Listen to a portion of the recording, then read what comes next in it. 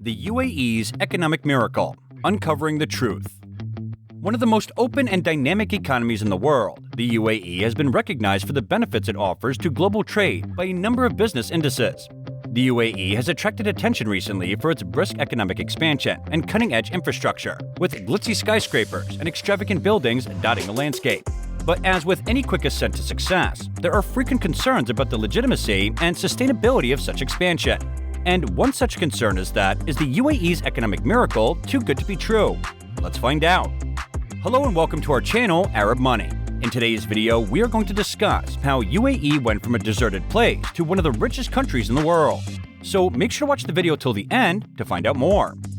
We have all witnessed the extravagant lifestyle, unbelievable buildings, and pricey automobiles in the UAE. It is amazing to see a country constructed on a desert with all the luxury you can imagine. But did you know that this country, which today appears to be a paradise, was once just a desert with a sparse population? This area was ruled by sheikdoms in the early days, and at the time, the pearl business was a significant source of wealth and employment for these sheikdoms. At the same time, it developed a reputation for piracy and threatened a lot of the British trade that was bringing commodities from India. Therefore, the British entered into a variety of arrangements with local kings to safeguard the commercial route. But these desert kingdoms were of little significance to the British. For them, it was merely a crucial stop on the British ship's route to India, and the lack of financial support for infrastructure development here was the reason for this. As a result, there was never any development there.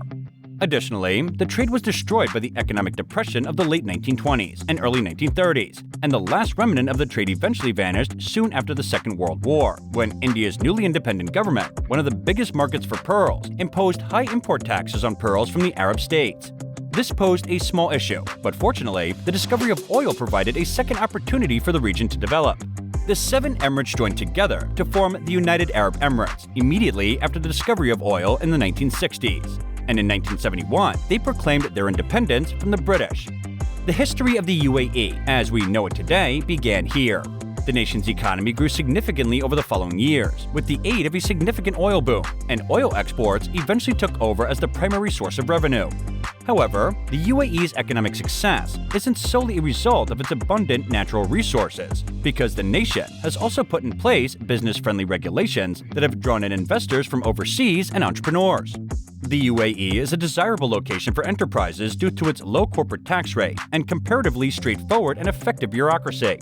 In order to increase trade and commerce, the UAE has also made large expenditures in infrastructure, such as highways, airports, and ports. There are also several free trade zones in the nation, which provide firms with a variety of advantages, like 100% foreign ownership and tax-free operations.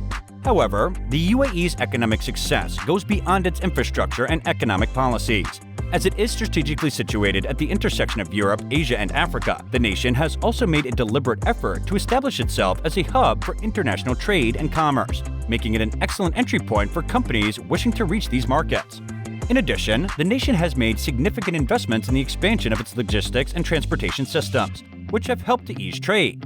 In fact, Dubai International Airport, which serves over 87 million passengers a year and is located in the UAE, is the 4th busiest airport in the world.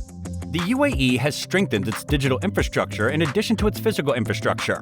The nation has been acknowledged as a leader in e-commerce and online business and has one of the highest rates of internet penetration in the world.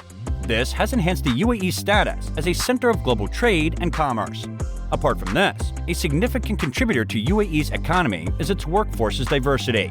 Since 1975, there have consistently been more foreigners living in the Emirates than nationals. For instance, over 90% of the workforce is made up of Indian, Bangladeshi, Filipino, and Pakistani employees.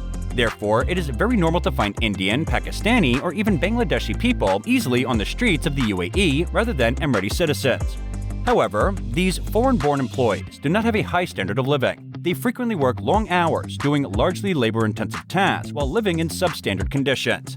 In essence, you might say that oil and immigrants built the UAE that we see today, because they are still higher-paying employment than they had in their own country. However, there is an issue with all of the oil-rich countries, particularly those whose economies rely heavily on oil exports. We must realize that the wealth associated with oil is temporary, and that the prices of oil on the global market are extremely unstable. During the pandemic only a few years ago, oil prices fell to their lowest levels in decades. Because dependence on oil is unsustainable and unpredictable, the UAE is attempting to diversify its economy. The UAE began promoting industrial growth in the 1980s by building businesses in manufacturing sectors related to oil and gas, such as refineries, fertilizer factories, and aluminum smelters. As a result, the UAE has achieved some headway in its efforts to diversify its economy. Among the Gulf Cooperation Council economies, they had the second highest percentage of manufactured products in 2016. The strongest of the Gulf economies, the share reflected a growth of 39 percentage points since 1995. In the UAE, Dubai, and Abu Dhabi are the lead of this diversification plan. In order to promote the city as a trade and finance hub in the region, the Dubai Emirate, for example, has established a business-friendly atmosphere and implemented contemporary infrastructure. Additionally, given that its GDP is significantly more diverse than the GDP of other emirates, Dubai has been the most active player in its endeavor at diversification. Additionally, one of the initiatives to diversify and market the UAE as a brand to draw in foreign business was the recent Dubai Expo. More than 24 million people visited the event, which also showcased the UAE's future plans. Meanwhile, Abu Dhabi is likewise moving in the same direction, and it has been successful in establishing an environment that is conducive to business through infrastructure. As a result, both Emirates benefit greatly from the tourist industry, which contributed a total of $43 billion or 12% of the UAE's GDP, to the country's overall gross domestic product, or GDP. And by 2027, it is anticipated to increase by 4.9% annually to $72 billion. Therefore, a number of elements such as political stability, security, cutting-edge infrastructure, and supportive legal environment are responsible for the success and diversification of the UAE. All of these elements contribute to the UAE's standing in various worldwide rankings, as well as its absolutely extraordinary growth rate. However, much like every other economy, the UAE is having some difficulties. You see, despite its achievements in economic diversification, the UAE still depends on its oil exports for a stable economy, and only 2 emirates are making the majority of efforts to do so. Also, continued investment in technology, education, research and development, as well as the development of more highly skilled and motivated Emirati workforce represent the government's primary challenges. The government also faces difficulties in luring more knowledgeable workers to the nation because many skilled people continue to migrate to Western nations in search of better job possibilities. In addition to these difficulties, the nation has recently been placed on a list of Financial Action Task Force Gray Nations for strategic shortcomings in combating money laundering.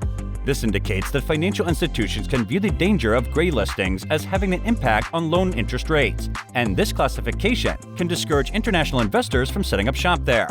However, due to rising oil prices, this gray listing could not have a significant impact on the economy of the nation in the short term. However, if it persists for an extended length of time, it may cause significant issues. Therefore, the government needs to place more emphasis on emerging industries like technology and aerospace in order to develop a truly diversified economy. In addition, the WTO's recent trade policy review indicates that the UAE may need to speed up ongoing efforts to improve the business environment and ease restrictions on foreign investment, including the requirement that majority ownership be held by UAE citizens in order to increase its competitiveness in international markets. Therefore, with a little more work, UAE might experience spectacular growth in the years to come, becoming the financial center of the Middle East and a significant economic force in the global arena. And that's all for today, guys. I hope you enjoyed the video. We will be back soon with more amazing content, so stay tuned. And don't forget to like our video and subscribe to our channel so you don't miss any of our latest updates. Thanks for watching.